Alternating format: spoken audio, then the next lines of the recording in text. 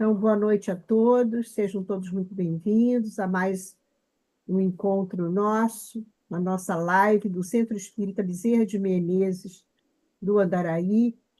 Agradeço a presença de todos, agradeço a presença do nosso querido palestrante, Marcos Juver. E então, eu vou iniciar lendo uma página, esse mês que é de Jesus, né? Quer dizer, ele todo ano é de Jesus, mas a gente intensifica, né? Os espíritos dizem que há uma intensificação vibratória boa, positiva, né? No, no planeta. Então, eu escolhi um trecho, um pequeno trecho do prefácio de Amélia Rodrigues, Até o Fim dos Tempos. Esse Sim. livrinho, livrinho é modo de dizer, né? É. É modo de dizer. Tudo na sua vida é uma aparente contradição, que se enriquece de legitimidade em cada passo, após a curada reflexão. Negando o mundo, ele é o senhor do mundo. Falando sobre a vida, doa a sua em legado de inexcedível amor. Desde antes do nosso tempo, permanecerá até o fim dos tempos. Começando no anonimato, prossegue desconhecido, quanto mais é comentado. Filho de Deus por excelência, conclama todos os homens a desvelarem o seu Deus oculto e alcançarem o Supremo. Seus silêncios são mais altissonantes do que todas as suas palavras. Os seus não feitos têm um significado psicossociológico mais poderoso do que todos os seus atos.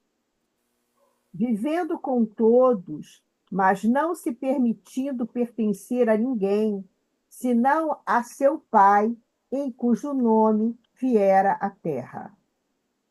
A sua saga é o amor em plenitude, no entanto, escolhe pessoas simples, corações singelos, mentes não desenvolvidas culturalmente, para estabelecer as bases da vida eterna. Ama as criancinhas, defende as mulheres e socorre enfermos, pobres, desvalidos, abandonados, infelizes, num período em que a bajulação, a submissão e a indignidade predominam nas consciências e nos anelos dos povos. Enquanto os multiplicadores de opinião de todos os tempos usam a tribuna, a pluma, o altar, a força e a glória terrestre para apresentar os seus planos, ele sobe a um monte, defronte de um pequeno mar, e canta o maior poema que jamais se ouviu, alterando por definitivo o significado dos valores humanos através das inesquecíveis bem-aventuranças. Junto ao poviléu e entre os mal-cheirosos, ele esplende de beleza sem os humilhar, destacando-se pela grandeza moral, sem os ferir, arrebanhando-os sem se impor. Jesus é único. Amélia Rodrigues.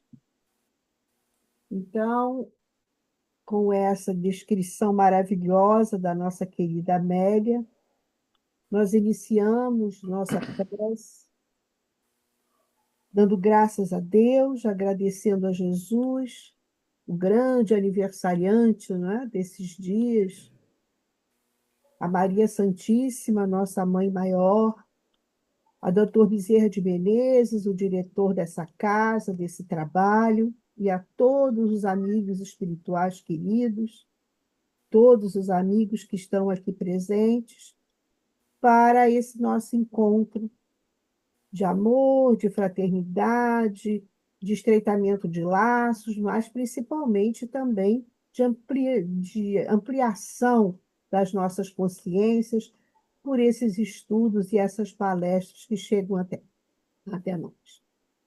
Graças a Deus, sabemos que os nossos lares se enchem nesse momento dessa vibração do nosso trabalho, a nossa casa lá também repleta, como nós sabemos, daqueles que são levados para nos ouvir. Então, é com essa ambiência que nós iniciamos o nosso trabalho. Graças a Deus. Obrigado, querido Marcos, que vem lá de Teresópolis, nosso querido colega de trabalho, da ARAI, um trabalhador da doutrina incansável, professor e muitas outras coisas. Então, muito obrigado por você estar aqui mais uma vez conosco, falando sobre o verdadeiro Natal de Jesus. Muito obrigado. Cadê ele? Obrigado, Juliano. Obrigado. É sempre um prazer, né, estar aqui com vocês. E é claro, né, a Jurema é minha irmã, minha amiga. Então, tudo isso que ela falou aí, vocês separam um pouquinho, né? Porque ela exagera às vezes. Claro, eu sou professor, muitas outras coisas, sou botafoguense também. Mas não desencarnei, viu? Eu não desencarnei, mas eu sou botafoguense. Mas palestrante eu não sou, não. Ah, Julião, palestrante eu não sou, não. Eu gosto de estudar doutrina espírita com vocês. É isso que eu gosto, de divulgar a doutrina, passar as novidades que acontecem por aí, que a gente vai descobrindo aí nas mídias, né?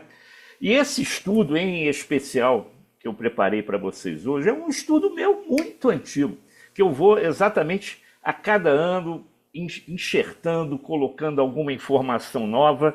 Possivelmente vocês já ouviram eu falar desse tema em uma outra oportunidade, no outro canal, numa outra live, mas eu sempre vou melhorando, nunca é igual. Até porque sempre tem alguém novo chegando, né? E essa informação que a gente traz do verdadeiro Natal de Jesus, a gente tem que divulgar bem. Inclusive, na nossa mocidade, a gente já está trabalhando isso já há algum tempo, né?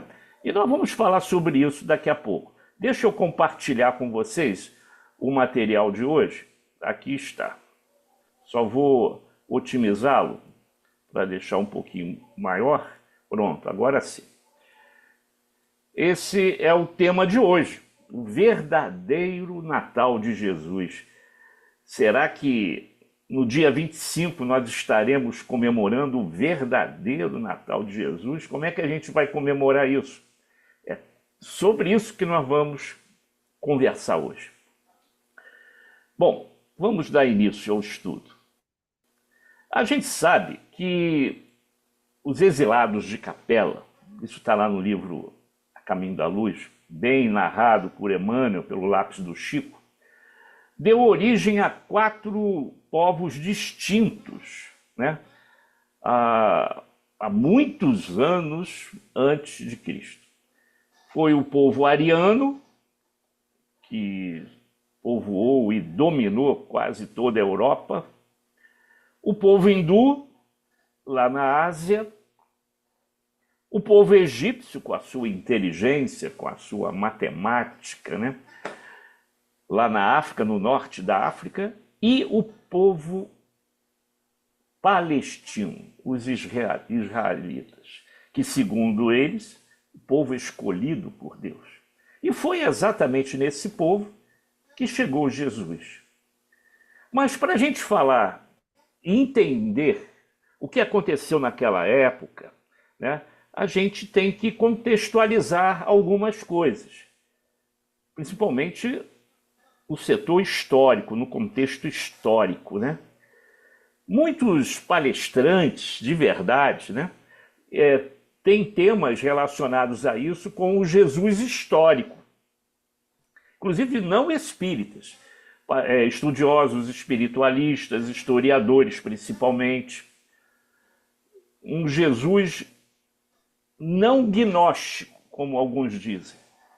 E cada vez que a gente assiste uma live, uma palestra desse pessoal, desses estudiosos, a gente aprende um pouquinho, porque eles estão longe, um pouco afastados da religiosidade. Eles não entendem o Jesus que nós entendemos como governador do planeta, isso nem pensar. Aquele que veio como uma revelação para todos nós, mostrar um Deus de amor, de paz, de perdão, prometendo um terceiro consolador que viria mais tarde, quando todos nós estivéssemos preparados para recebê-lo. Eles estudam de uma forma extremamente científica, material e não gnóstica, ou chamado agnóstico, né? Então a gente vê assim alguns absurdos, mas cientificamente, por enquanto, eles estão alicerçados nas pesquisas desses pesquisadores, esses historiadores, da antropologia, na arqueologia. Então eles trazem sempre algumas novidades, né? E algumas podem até parecer absurdas, mas dentro da ótica, vamos dizer assim, não religiosa de cada um deles, eles estão tentando descobrir. Alguns historiadores da época de Cristo colocam a passagem do Mestre Jesus como um grande filósofo judeu, né? Alguns judeus hoje ainda, né, não aceitam Jesus como nós, cristãos, aceitamos. Uma vez eu perguntei a um amigo nosso aqui de Teresópolis, um judeu, um amigo judeu, amigo, colega, né, vamos dizer assim, não tão amigo assim, conhecido. Como é que os judeus entendem Jesus? Acho que vocês sempre desejaram fazer essa pergunta, né?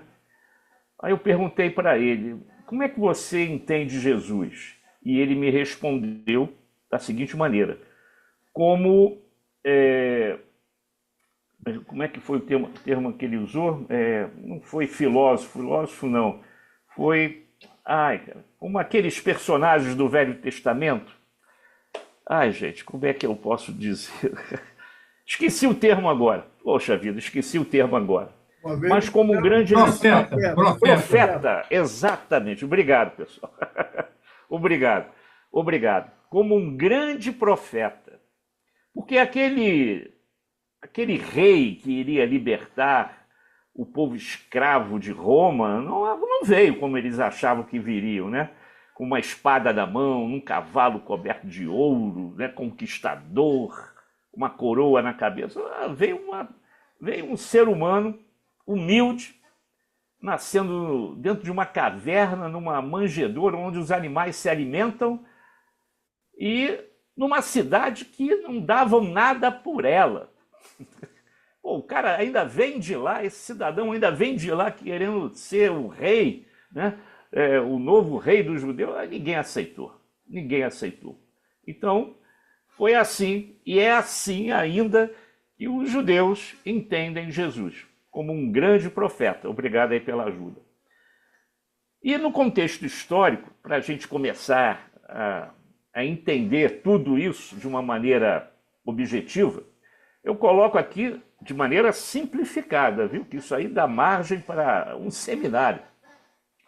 Os romanos permitiam que alguns governantes nativos, porém vassalos de Roma, existissem na Palestina. Tudo isso, no caso da Palestina, sob os olhos de Roma, na figura de Pôncio Pilatos. Pôncio Pilatos lá representava o César romano. Então, como é que era isso? Era da seguinte maneira, o povo romano se expandindo, invadindo, né, aprisionando, escravizando, inclusive reis, rainhas, príncipes, conquistava aquela terra, aquela região, chegava para eles e dizia, olha, vocês agora são meus prisioneiros, são meus vassalos, vocês devem obediência a Roma e a César. Porém, César poderá deixar vocês governando com um pseudo-poder sobre os seus compatriotas se vocês obedecerem alguns regulamentos de Roma. E o regulamento maior eram os impostos absurdos que Roma cobrava anualmente, não era mensalmente. O valor tinha que ser completado anualmente. E se isso não acontecesse, eles seriam aprisionados ou até, quem sabe, decapitados. E o medo falava mais alto, tanto que eles contratavam até cobradores de impostos da mesma região, como aconteceu no caso da época de Jesus, né? Trabalhando por Herodes o Grande, para que pudesse coletar os impostos que Roma necessitava. Mas não era só com a Palestina, não. Em todos os lugares que Roma adentrava, era assim que eles trabalhavam. E tinha um sucesso total, né? O latim era a língua do Império Romano, a gente sabe. Mas no Oriente, o idioma comum era o grego. Era o grego. E além do grego, alguns habitantes, não todos, né, que alguns eram até analfabetos, a maioria deles, mas alguns habitantes da Palestina falavam aramaico, que era a língua do dia a dia, o hebraico, que era uma língua religiosa, que era, e com essa língua eram celebrados rituais dentro lá do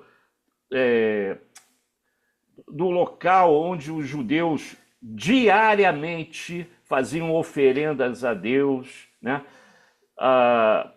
E também estudando o Velho Testamento, o Torá, e tudo isso em língua hebraica, porque dentro dos templos, né, dentro dos templos, era assim que tinha que ser. E provavelmente Jesus, aí que entra o conceito de Jesus histórico, né? E alguns de seus discípulos, eles falavam 3 línguas, ou seja, o hebraico, o aramaico e o grego, possivelmente. Ainda tem uma quarta, que a gente vai comentar daqui a pouco. Há essa possibilidade também.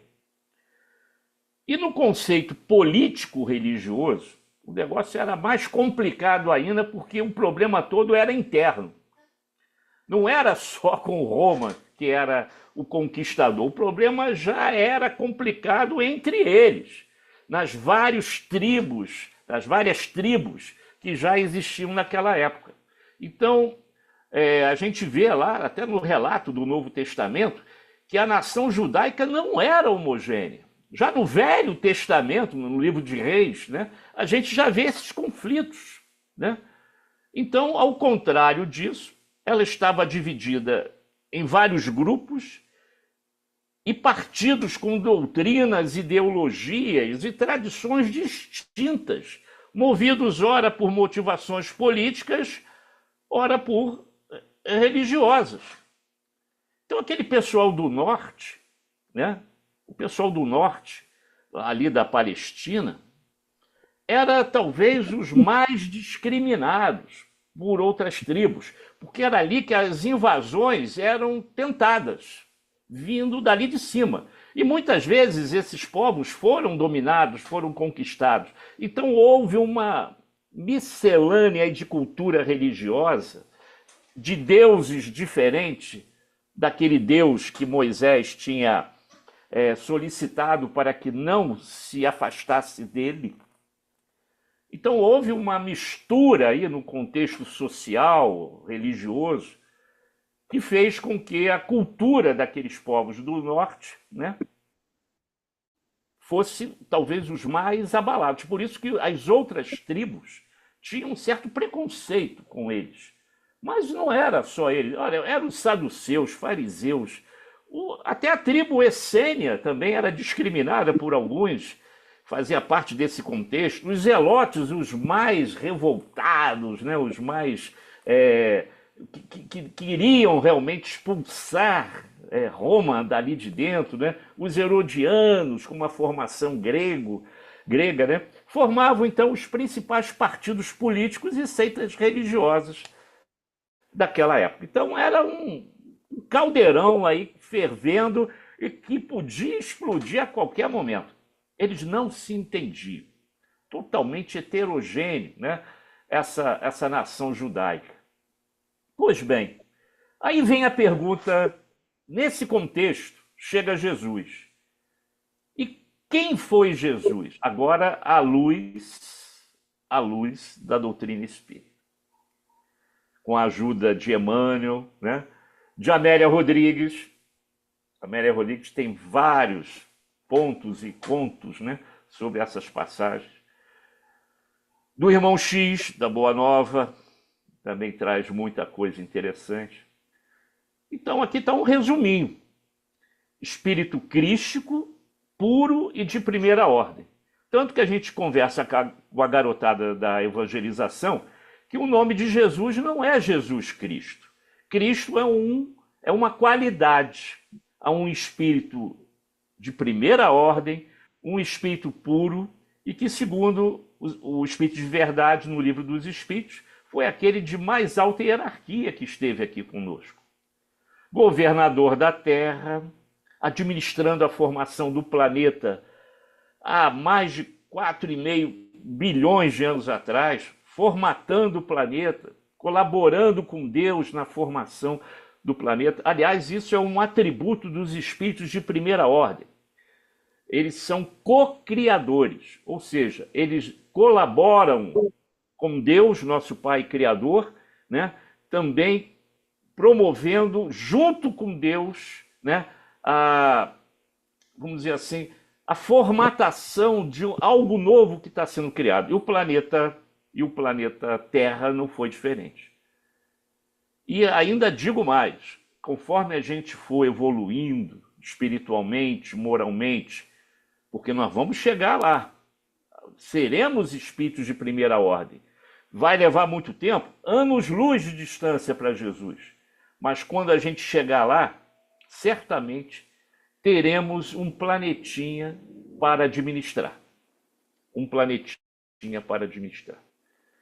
Eu acabei de escutar agora um relâmpago, espero que o temporal que vai cair aqui não interfira na nossa live, pessoal, que deu medo agora. O barulho que eu ouvi aqui deu medo. Mas vamos tocar o barco, né?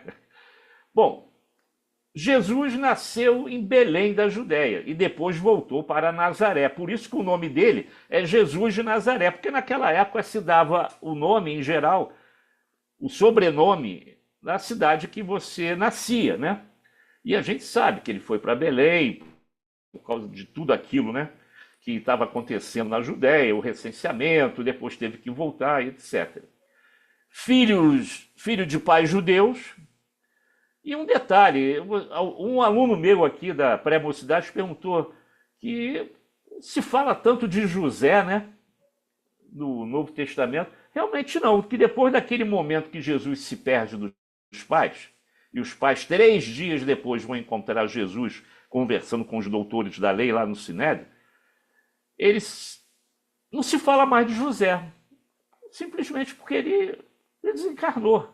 Ele já era uma pessoa idosa quando Jesus nasceu, ensinou o seu ofício para Jesus, mas depois ele sai do Novo Testamento de uma maneira natural devido ao seu falecimento, né? Por isso que ele não é mais citado depois daquele episódio. Jesus era extremamente culto, polido e gentil. E recentemente, ouvindo um desses historiadores falando do Jesus histórico, ele dizendo, dentro do contexto científico que eles se pegam, que Jesus possivelmente era analfabeto, porque não deixou nada escrito, porque não há nenhum indício científico que ele escrevia, que sabia escrever. Pessoal, ele falava 3 ou 4 línguas. Governador do planeta. Você acha que esse homem era analfabeto? Ele poderia omitir determinadas coisas, não desejar revelar determinadas coisas. O fato dele escrever ou não escrever não representa nada. Mas o pessoal vai viajando, né? E como não há nenhuma comprovação aí, eles se baseiam na arqueologia, né? Na antropologia, ele não vimos nada referente a isso, ele não deixou nada escrito, então há essa possibilidade. Bom, eles podem viajar à vontade, né? Mas dentro da nossa humildade perante a esse espírito de altíssima evolução espiritual, que nós não sabemos nem conceituar, é, é uma coisa assim absurda de até perder tempo falando nisso. Então deixa eles lá brincarem com isso, né? Nós temos uma ideia mais polida, mais verdadeira de quem é Jesus. Então, possivelmente, ele falava no mínimo 3 línguas. A gente tinha falado aqui o latim, o grego, o hebraico, mas tem também o grego, perdão, o latim. Ele falava latim. Então, era hebraico, latim, grego e aramaico. Ele falava. Quando ele tinha que falar com alguém de origem dessas localidades, ele falava normalmente. Moral inabalável.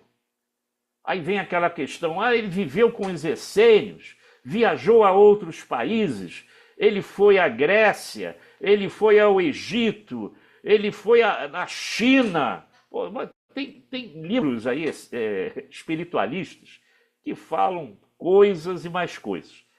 Isso aí para a gente não importa absolutamente nada. Por que gera essa margem de dúvida, de questionamento?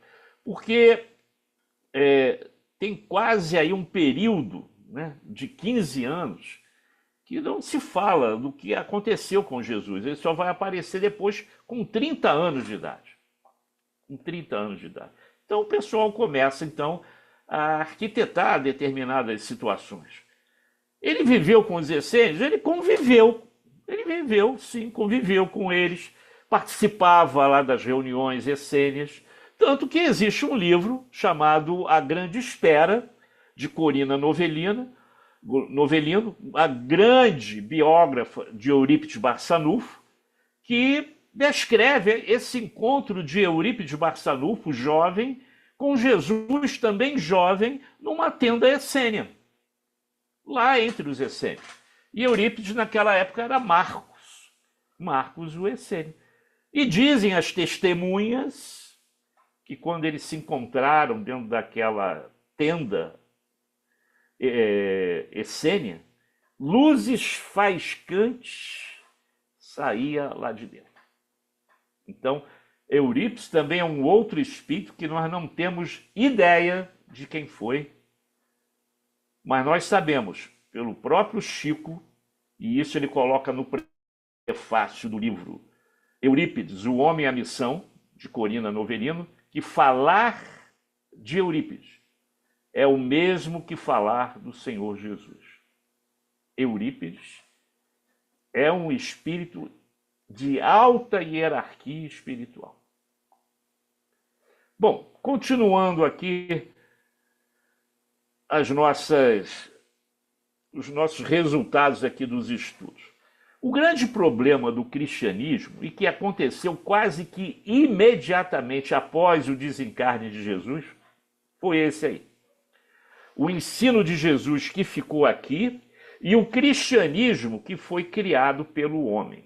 Nós sabemos que todas as religiões criadas pelo homem geram conflitos, interpretações divergentes, polarizações e etc.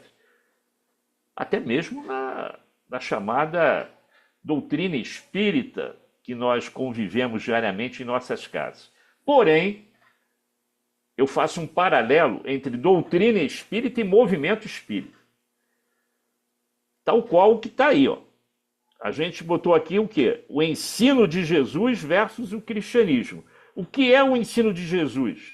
É aquele que está lá no Evangelho, onde Kardec bebeu de toda a moralidade para escrever o Evangelho segundo o Espiritismo. Ele não quis entrar em questionamentos, polêmicas, ele só pegou o texto moral de Jesus e colocou lá no Evangelho.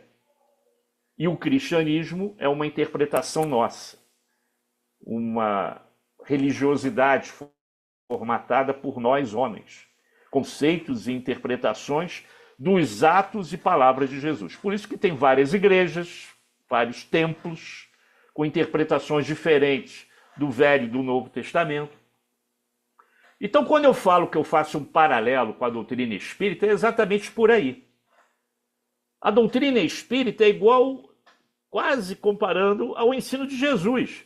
São os apontamentos do Espírito de verdade, através da codificação de Allan Kardec. Agora, o movimento espírita somos nós que fazemos. Somos nós que fazemos. Daí as complicações, né, que nós estamos vendo. E o trabalho hercúleo que a Arai está fazendo ali para amenizar, né, esses conflitos, melindres que existem dentro das casas espíritas. Mas a gente vai jogando lá a verdade aos pouquinhos, né? O pessoal vai pegando e vai entendendo. Então, tal qual está escrito aí, eu posso afirmar para vocês que há uma diferença entre doutrina espírita e movimento espírita. Doutrina espírita é Kardec, pessoal. Kardec. Continuando aqui. Como podemos entender a doutrina básica de Jesus? Na sua moralidade, praticamente já falamos isso até aqui, numa, entre aspas, reforma religiosa, porque ele mostrou para a gente que o Deus que hoje nós aprendemos a amar com ele é um Deus de amor, um Deus de perdão, não aquele Deus extremamente vingativo, que no Deuteronômio, até no Levítico, né, no livro das leis, das guerras, das invasões que Deus incentivava o povo da Palestina a realizar, tem texto lá que a gente lê e vê assim: não deixe sobreviventes, mate a todos, não faça prisioneiros. Gente, que Deus é esse, pessoal? Que Deus é esse? Na prática da lei de Talião, olho por olho, dente por dente. Aí chega um Jesus, há pouco mais de 2000 anos, dizendo exatamente como está aqui no terceiro item, que Deus era de amor e bondade, misericórdia e justiça, de perdão, e de oferecer, e que fazia com que você entendesse que tinha que oferecer uma face se a outra fosse esbofeteada, perdoar o seu inimigo. Poxa, como é que fica Moisés nesse negócio aí, pessoal? Como é que fica Moisés nisso? Como é que fica o Torá nisso? E como é que fica o Levítico, o Deuteronômio? E aí, gente, a gente sabe como é que tudo acabou, né? Jesus incomodava os doutores da lei. Aliás, Jesus incomoda até hoje. Até hoje ele incomoda. Ensina ainda o livre-arbítrio, que tudo está baseado nas nossas escolhas do livre-arbítrio. Suas ações foram divididas em ações externas e internas. Externas com seus exemplos, que foram colocados passo a passo pelos evangelistas. E internas, quando ele revela as suas emoções, reflexões, pensamentos. Por isso, pessoal, nós espíritas temos que agradecer muito a literatura espírita, onde os amigos espirituais nos trazem a todo instante fatos, situações em que Jesus, através lá com os apóstolos, com os gentios, nas discussões com os doutores da lei, coisas que não estão nos 4 evangelhos do Novo Testamento, não estão nos Atos dos Apóstolos. Então a gente tem que agradecer muito ao livro espírita por trazer revelações, novas parábolas. O Evangelho, o Novo Testamento, tem um pouco mais de 40 parábolas, mas quando você estuda os livros, principalmente Neio Lúcio, cada capítulo daquele, Jesus no Lar, é uma parábola nova. Amélia Rodrigues trazendo situações que a gente não vê, não lê no Novo Testamento, Então a gente vai ampliando, né, o nosso universo mental com oportunidades que a gente ainda vai aprender. Uma vez assim que eu era da mocidade do Eurípides, né, do Eurípides Barçanufo, antes de vir aqui por Aristides Silva em Teresópolis, fiquei 42 anos lá na casa Eurípides Barçanufo. E lá na mocidade, uma vez eu tive um sonho. Naquela época não tinha ainda o segundo andar da casa espírita. E eu tive um sonho adentrando ao segundo andar numa sala enorme, era uma biblioteca, com vários livros, como se fosse a enciclopédia Barça de antigamente, né? Vários volumes que circundavam todas as paredes, vários volumes. E eu perguntei, o que é que tem aqui? Aqui são as passagens, todas as passagens de Jesus na Terra. Aí eu ameacei entrar, não deixaram eu entrar. Não, ainda não é o momento, mas você vai visitar essa biblioteca. Um dia você vai visitar. Então ali, esse sonho eu nunca mais esqueci, ali estava tudo que Jesus realizou. E deve ter também videoteca, pessoal, porque uma vez eu estava lendo Camille Flammarion, e o Camille, né, no livro Urânia, ele diz que tudo que a gente faz aqui na Terra é como se fosse refletido, né, para o infinito. O reflexo é emitido para o infinito, como se fosse uma TV, um filme, e que vai se perpetuar ao infinito. E ele fez um relato, né, no livro Urânia, dizendo que pela velocidade do pensamento eu posso me encontrar com essas imagens que se propagam à velocidade da luz. E a velocidade do pensamento é maior do que a velocidade da luz. Então eu posso ficar ao lado dessas imagens, acompanhando tudo o que aconteceu. Sem falar dos vídeos, que com certeza a espiritualidade maior, com certeza tem condições de nos mostrar situações pela nossa mente, né, pelo nosso pensamento, ao vivo do que aconteceu naquela época, como se fosse ao vivo.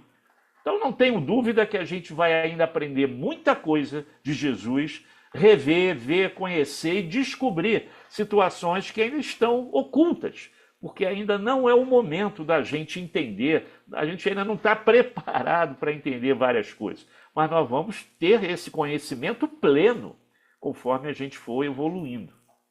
Quanto a isso, não tenho dúvida alguma. Bom, aí entra a grande jogada de marketing da igreja.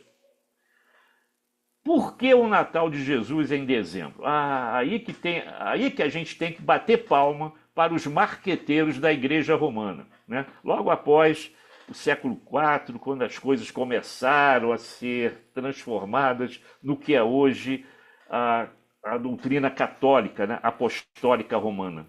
Então, já antes de Jesus, havia algumas efemérides, como, por exemplo, as Saturnálias, que eram comemoradas pelos povos gregos, romanos, e era sempre entre 17 de dezembro e 1º de janeiro. Além disso, o Egito também, nessa época do ano, comemorava a passagem do deus Osíris para o mundo dos mortos. Vai vendo aí, tudo entre dezembro e início de janeiro. Os persas também cultuavam o nascimento de Mitra, deus do sol, nesse período. Repare que é sempre nesse período, que depois ficou conhecido como solstício de inverno. Até na Grã-Bretanha, quando você tem a oportunidade de visitar aquele monumento de Stonehenge, construído há mais de 3.000 anos antes de Cristo, também para comemorar essa trajetória do Sol ao longo do ano, culminando nessa data por causa do solstício.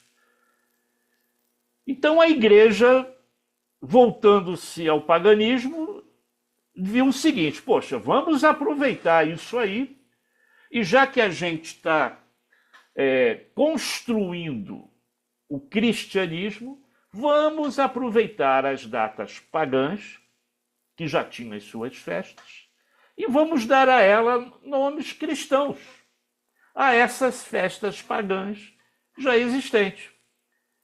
Então foi assim que tudo aconteceu, pessoal. É claro que os historiadores afirmam que Jesus não nasceu em dezembro. É um mês frio, o pessoal estava vestido de linho, né? O fato de os pais de Jesus se protegerem de uma caverna era não por causa do frio, mas se proteger mesmo, né? Da noite que o céu estava estrelado, tanto que aparece lá uma estrela, né?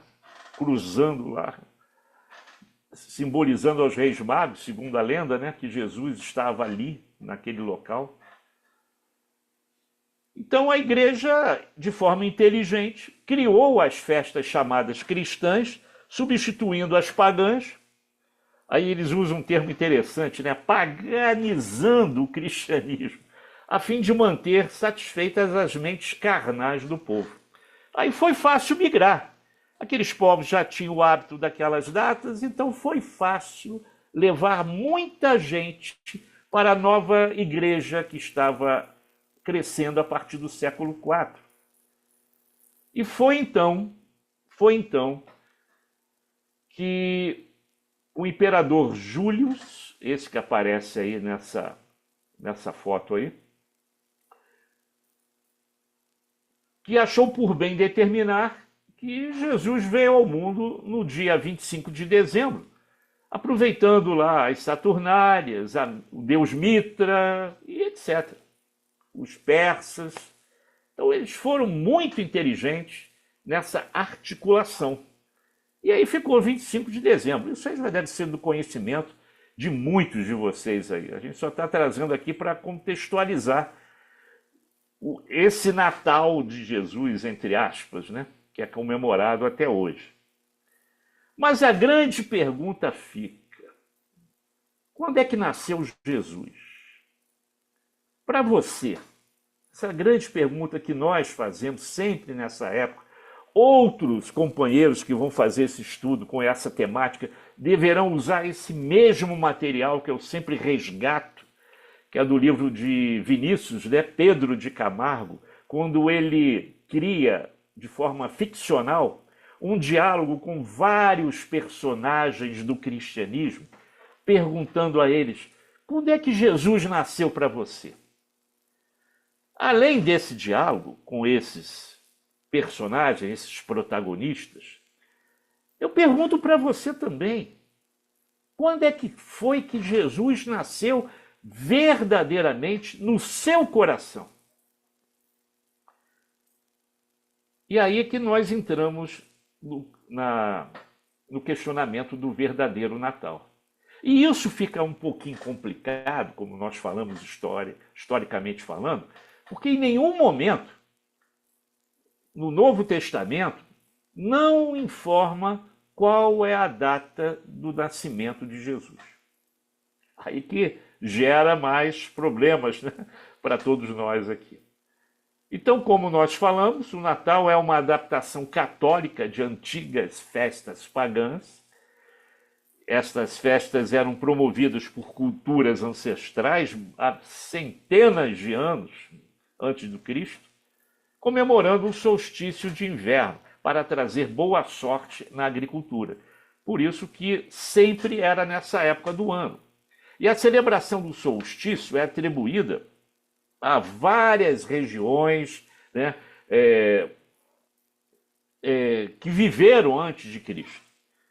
E na antiguidade significava uma virada das sombras para a luz, o renascimento do sol. Então ali se comemorava o fim, né, o fim das noites intensas para a chegada do sol, do calor do sol. Aquelas paisagens escuras, acinzentadas, deixavam de existir e o sol aparecia em maior tempo nos países chamados do hemisfério norte.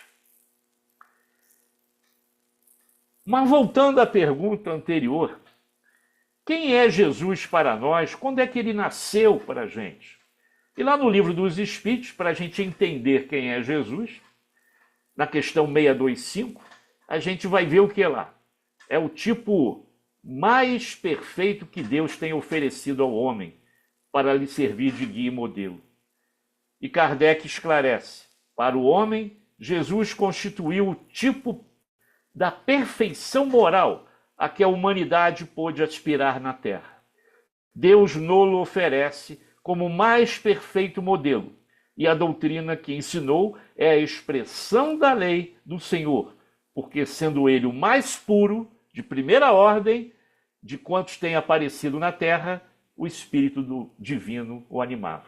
Kardec, então, complementa a questão 625. Mas não vamos parar por aí, não. O que é que André Luiz nos fala do Natal?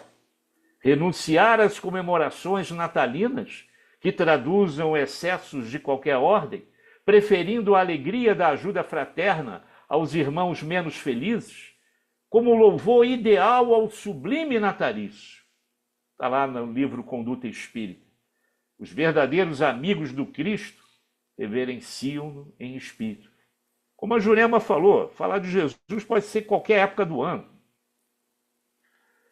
Os espíritos amigos, advertia Chico, nos têm ensinado muitas vezes que, ante o Natal, reformulamos os nossos votos de cristianização da nossa vida pessoal e coletiva diante de nosso Senhor Jesus Cristo, a quem nossas vidas estão entregues. Por isso que a Jurema também citou que é o momento em que a falange crística mais se apresenta, mais se aproxima à crosta terrestre.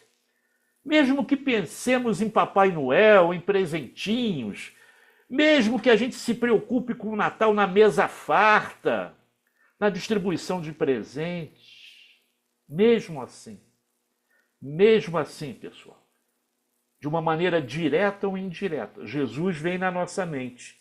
E isso facilita a chegada desses amigos de uma esfera extremamente superior a tudo aquilo que a gente possa imaginar. Mas como é que deve ser o Natal para os espíritas? Aí eu vou dar uma puladinha aqui, porque o Natal, vou ser bem rápido aqui, porque o Natal não é só a comemoração do Papai Noel, onde tudo fica mais bonito, né? As ruas iluminadas. Aqui Teresópolis está dando um show de iluminação aqui. As lojas, os shoppings enfeitados, decorados. O comércio vendendo. Mas, nessa época do ano, boa parte da nossa sociedade, infelizmente, costuma dar mais ênfase às festas e à troca de presente entre pessoas do que a real comemoração do aniversário do Mestre Jesus. Não sejamos hipócritas, pessoal, que nós já fomos crianças. A figura lúdica do Papai Noel, com os nossos filhinhos, nossos netos, sobrinhos mais novos, é encantador, né? Dentro da pureza da criança, da inocência. A gente já foi criança, pessoal. Então, vamos tentar trabalhar esses dois lados. Em relação à nossa casa espírita, eu fico tranquilo. Pode a garotada brincar de Papai Noel, porque eu sei que nesse mês os nossos evangelizadores trabalharam a temática Jesus, o nascimento de Jesus. Então a nossa garotada aqui sabe quem é Jesus e sabe quem é Papai Noel. Eles sabem diferenciar isso. Então não tem problema nenhum dar o presentinho do Natal, enfeitar a casa espírita com árvore de Natal, botar lá uma figurinha lá do Papai Noel. Sobre isso eu tenho uma surpresa aqui no final, que aliás eu tenho que correr um pouquinho. Eu acho que não vai sobrar tempo para a gente papear, mas vai dar tempo de eu passar todos os slides que faltam aqui sim. Então vamos ver como é que foi, através do livro de Vinícius, Em Torno do Mestre, como é que foi que Jesus nasceu para alguns personagens do Evangelho. Para Madalena, diz ele aqui, isso é um diálogo ficcional, tá, pessoal? Indaguemos de Madalena onde e quando nasceu Jesus. Ela nos informará que Jesus nasceu em Betânia, certa vez em que sua voz ungida de pureza e santidade despertou em mim a sensação de uma vida nova, com a qual até então jamais sonhara. Madalena. E para Pedro, ouçamos o depoimento de Pedro sobre a natividade do Senhor, e ele assim se pronunciará. Jesus nasceu no átrio do paço de Caifás, no momento em que o galo, cantando pela terceira vez, acordou minha consciência para a verdadeira vida. João, o evangelista, perguntando a ele, ele nos dirá: Jesus nasceu no dia em que meu entendimento, iluminado pela sua divina graça, me fez saber que é Deus amor. Que Deus é amor. Zaqueu, publicano, Jesus nasceu em Jericó, numa esplêndida manhã de sol, quando eu, ansioso por conhecê-lo, subi numa árvore, à beira do caminho por onde ele passava, contentando-me com o ver de longe. E eis que ele, amorável e bom, acena-me dizendo: Zaqueu, desce, importa que me hospede contigo. E naquele dia ele entrou a salvação no meu lar.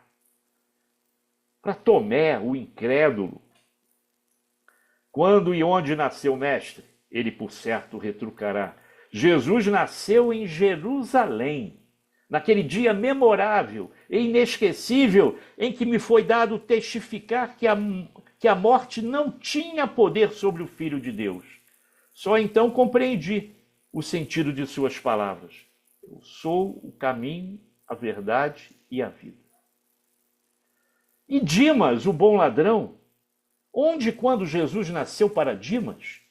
Ele nos informará: Jesus nasceu no topo do Calvário, precisamente quando a cegueira e a maldade humana supunham aniquilá-lo para sempre.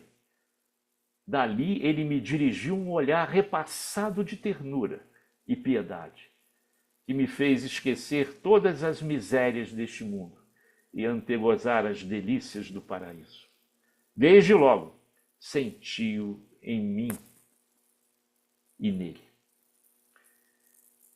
Então, pessoal, chegou a vez de vocês. Quando Jesus nasceu em seu coração? Eu sei exatamente quando ele chegou no meu coração. Vai pensando aí, até o dia 25 vocês têm muito que pensar. Mas, porém, pessoal, voltando, agora para fechar mesmo, né? Não sejamos hipócritas, né? Condenando a figura do Papai Noel. A gente sabe, né? A gente sabe que Papai Noel não existe. Mas a gente tem que saber brincar com as crianças também. Porém, eu trago uma charge. É charge mesmo, viu? É uma piada aqui, para vocês refletirem. Gente, este aqui é o cara, falando Papai Noel para Jesus. E Jesus diz: Ih, Noel, você não existe. Vocês entenderam, né? Vocês entenderam aí a duplicidade da piada aí. Mas, agora para fechar mesmo, tem um tal de MJ. Vocês conhecem o MJ? MJ é um cara que fica trocando trovinha com o Gilberto Bordalo lá na casa de Eurípides Barçanufo. MJ é esse que vos fala, é o Marco Júlia. E aí ele mandou essa para o Gilberto Bordalo. Ó. Neste Natal de luz, lembro uma poesia de cordel. Quem nasceu foi Jesus e não o Papai Noel. Então, com essa trovinha, a gente termina aqui o nosso estudo, agradecendo a paciência de sempre de cada um de vocês aí. E não deixe de brincar de Papai Noel com o seu sobrinho, com o seu netinho. Eles vão gostar. Mas o importante é falar para ele que Jesus é o verdadeiro aniversariante. E que ele esteja no dia 25 na tua casa. Receba o aniversariante. Que tem gente que esquece até de convidar o próprio aniversariante. Então convidem o aniversariante numa oração, numa leitura de uma página singela para fortificar os laços da família. Muita paz a todos. Muito obrigado, pessoal. Obrigado, Júver. Vai com Deus. O Natal de muita paz, de muitas alegrias aí para vocês, tá bom? Obrigado. Jurema, o Tá. Marcos permite de eu dizer uma coisa? Sim, sim. Ele deve. Tá ouvindo? Estou ouvindo, Vendo? estou ouvindo, Tá. estou É o ouvindo. Pedro Paulo, tá? Adoramos, isso aí Tá. sem dúvida nenhuma. Deixa eu falar só sobre o pai de Jesus. Você Uhum. deve conhecer, mas alguns companheiros aqui não conhecem. Então, eu vou dar um caminho para achar essa página. Opa, Chama-se José da Galileia, de Emmanuel. Coloca no Google José da Galileia, vírgula, Emmanuel. Emmanuel. Exalta a figura de José. Ah, Esse tão, lúcido desconhecido. tão desconhecido, né? Ilustre e desconhecido. Jesus te abençoe. Só isso que eu queria. Obrigado pela dica, hein? Já vai entrar no meu material do ano que vem. Ótimo. Muito grato, pessoal. Desculpe aí sair assim meio à francesa, mas continue aí conversando, viu? Obrigado a todos. Obrigado, Ângela, pela Obrigada, presença a Marcos. todos. Obrigada. Bom Obrigado demais mesmo. te ver. Obrigada, querido. Obrigada. Então, meus amigos, ele teve que sair cedo, ele tinha um compromisso às 8h30. Já acho que até saiu um pouquinho atrasado. Mas então nós podemos continuar.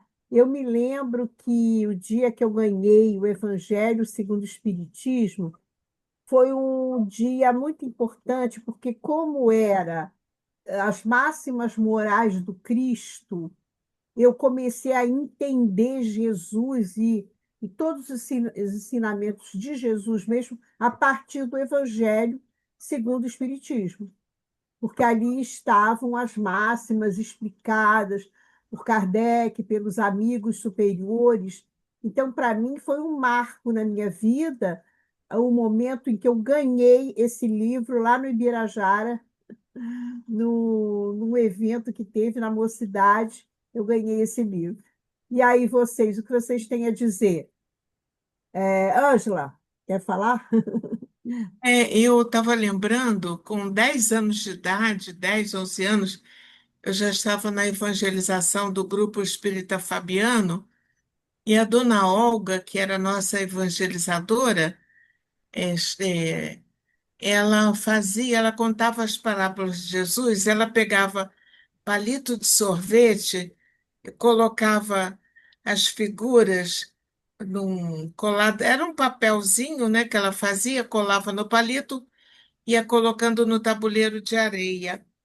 Então, apesar da minha idade, né, eu estou com 75 anos, eu nunca esqueci aquela forma lúdica dela apresentar Jesus com os seus apóstolos, com os seus discípulos, para nós que éramos crianças. Então, aquilo foi assim muito forte, né? E a gente, outro dia, até o meu irmão fez uma. Eu mandei para você, Jurema, ele fez um boletim do Aham. Grupo Espírita Fabiano, botou até a foto da dona Olga, e depois ela foi para Brasília. E eu tenho muita gratidão a ela, que na pátria espiritual, naturalmente, né? É, por tudo que ela nos ensinou. Então, eu acho que foi assim, a evangelização é algo muito importante e muito, fica para sempre, né? Isso que o Marcos falou, fica para sempre, é isso. Ok. Eu, antes de passar, vou até passar para a Cristina fazer os comentários. A gente lá na evangelização, lá do Bezerra, a gente passava um filme, né? Cenas, né? Da vida de Jesus, e tinha aquela em que descia aquela na casa de Pedro, a casa cheia de gente, e o paralítico precisava chegar a Jesus, aí os amigos desceram ele pelo telhado da casa do Pedro, né? E, meu Deus, aí todo dia, tia, passa de novo Aquele, as crianças adoravam essas passagens, né, da vida de Jesus e queria que repetisse, repetisse. Eu acho que a evangelização infantil é tão fundamental, né, para os espíritos que, que passam por aqui, porque não vai sempre ter essa semente do amor de Jesus, né? Bom, Cristina, fala. Gostei muito da palestra dele, né? Muito assim detalhada, né? Muito boa, né? Muito conteúdo importante, né? A diferença que ele colocou entre os ensinos de Jesus e o cristianismo, que eu também concordo totalmente com ele, porque os ensinos de Jesus é uma coisa mais pura, mais leve, mais, quer dizer, leve no sentido que Jesus colocou, mas para nós é difícil de cumprir, né? Cada linha. Mas é, é interessante a questão que ele destacou do cristianismo, mas algumas religiões atualmente se dizem cristãs, né? E até uma pessoa conhecida falou assim: você não quer ser cristã? Eu falei, eu quero ser cristã. Ah, então, você tem que entrar para ser evangélico, na verdade. Eles que são os cristãos, nós que somos espíritas, eles não nos consideram cristãos, né? Nós não somos cristãos para eles, né? Quer dizer, eles receberam Jesus e se apossaram, quer dizer, você vê como é que é a questão que ele destacou bem, que ele lembrou da Igreja Católica, mas também os evangélicos, eles também se apossaram de alguma forma nisso, né?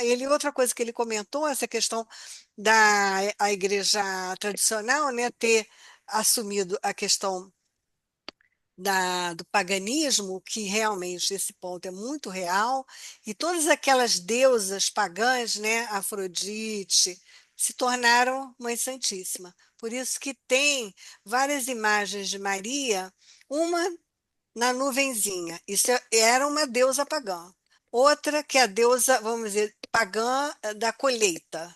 Aí já é a Maria Santíssima de outra forma. Então, eles resolveram colocar como deusa só Maria. E tirar aquelas deusas todas, que eram muitas, né? Era a deusa da colheita, a deusa da beleza, né? Afrodite.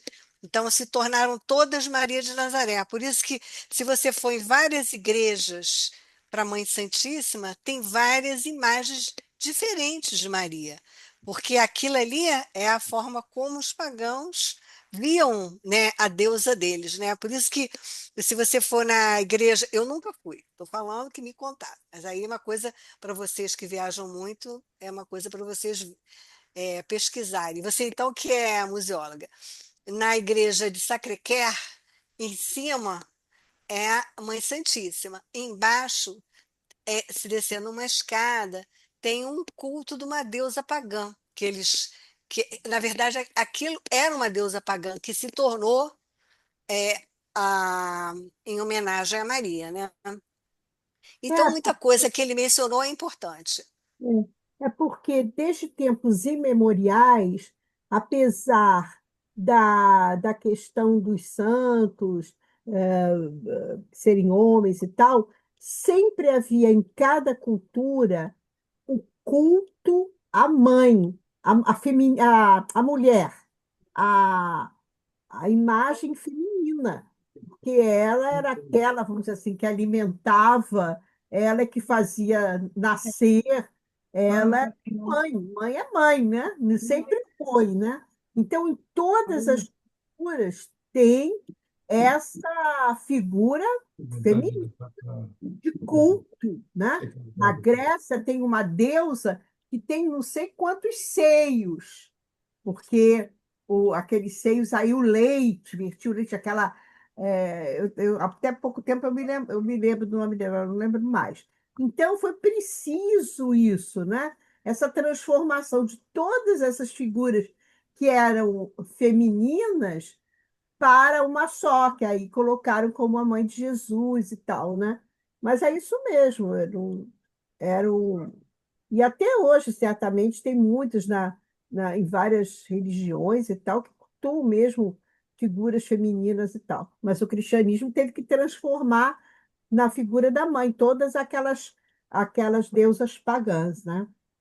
Só Quem para mais? finalizar, só colocando aquilo que a Ângela falou da importância da evangelização.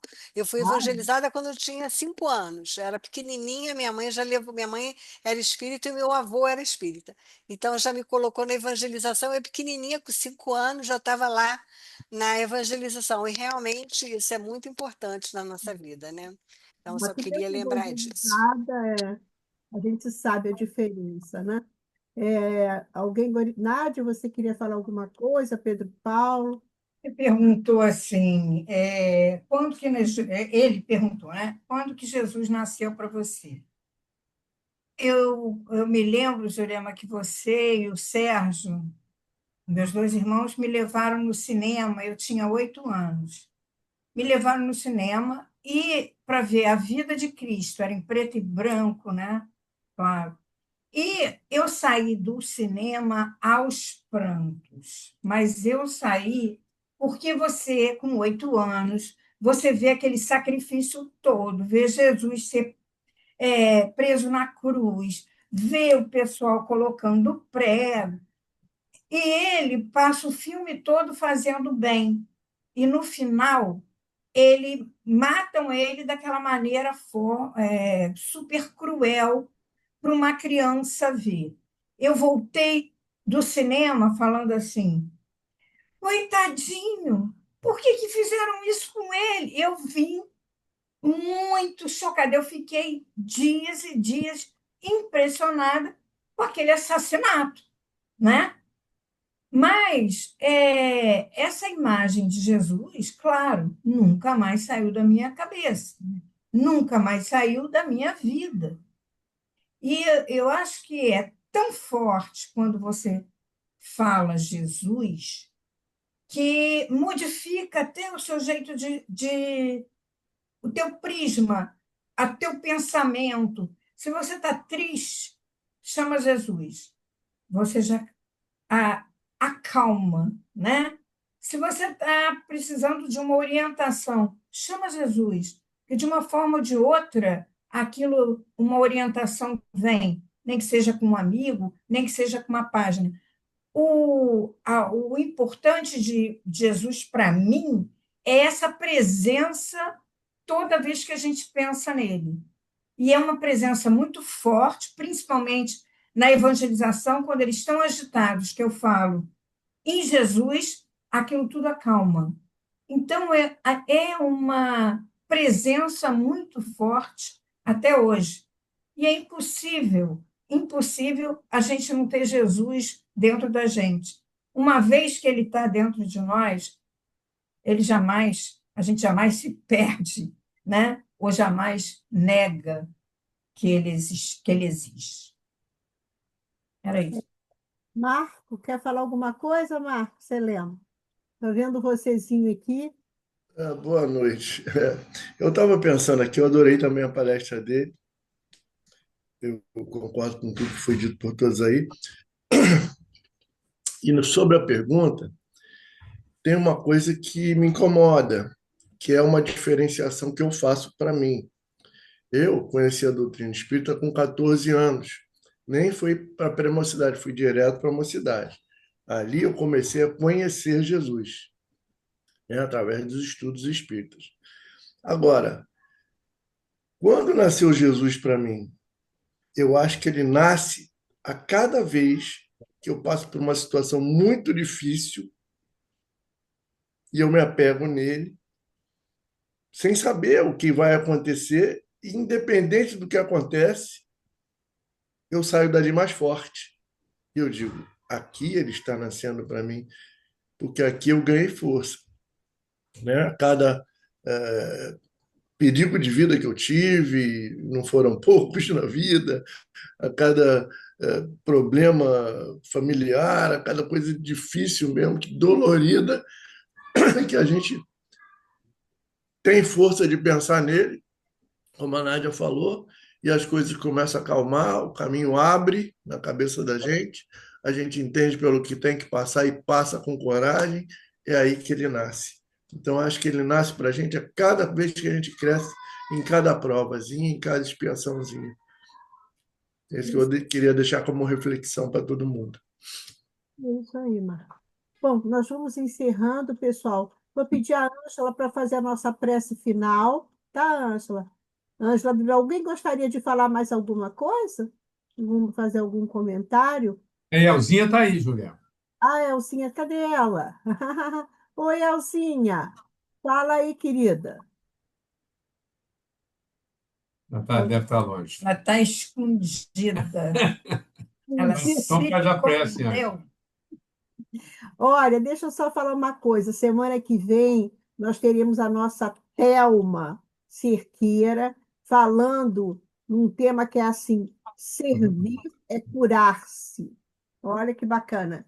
A Thelma é uma craque para preparar essas palestras bacanas. A Elzinha, cadê ela? Então, eu vou passar a palavra para a Ângela para fazer a nossa prece final, tá, Ângela?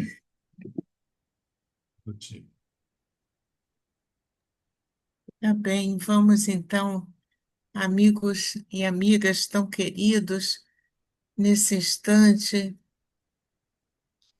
quando estamos tão impregnados dessa vibração tão amorosa, que nosso querido Marco Juver nos trouxe, lembrando desse amigo incondicional, que é nosso Senhor Jesus Cristo, agradecer muito pela oportunidade de termos nesta encarnação a doutrina espírita que nos traz o Consolador prometido, revivendo todos os ensinamentos que Jesus nos ensinou e que o Evangelho nos fortalece, que nos engrandece, enfim.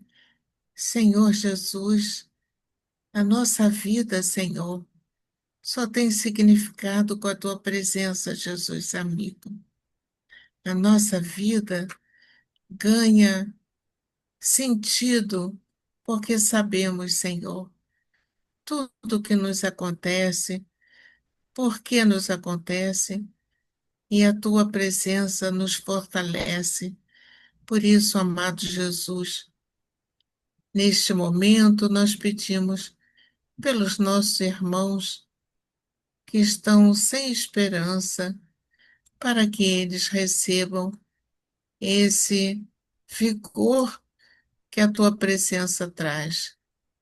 Aqueles que estão em sofrimento, aqueles que estão passando por situações tão desafiadoras, nós estamos rogando bênçãos de amor e, principalmente, nós queremos pedir por aqueles irmãos lá da comunidade do Andaraí que renasceram naquelas condições tão desafiadoras, que o vosso bálsamo de luz e o amor de Dr. Bezerra de Menezes recaia sobre todos eles, dando a eles muita força, muita coragem, muito equilíbrio para continuarem na sua caminhada. Obrigada, querido amigo. Abençoe nossos lares, Senhor, nossos amores. Fique conosco hoje e sempre. Graças a Deus. Que assim seja. Obrigada, Ângela. Graças a Deus. Todo mundo tem uma semana de muita tranquilidade. Agora que as coisas começam, né, a ficar um pouco mais tumultuadas, no caso de Natal, vamos ter muita paz, né? Vamos buscar nossa paz interior e que vocês tenham uma semana muito tranquila, muita saúde, tá bom? E semana que vem estaremos juntos aqui junto com a Thelma. Obrigada a todos. Boa Tchau, tchau. semana para todos. Obrigada, Na Jurema. semana que vem, se Tchau, Deus quiser, obrigada, fiquem todos obrigada. com Deus. Boa Boa noite Até a noite. semana que todos. vem. Beijo. Tchau, Forte beijo. abraço. Beijo a todos. Boa noite. Tchau, Boa Fernanda. noite, boa noite. Boa Tchau, semana para todos. Tchau, Beijo. tchau. Ângela, É. Maristela. Tchau, tchau, gente. Tchau, Tchau. Júlia. Tchau para todos. Minha querida.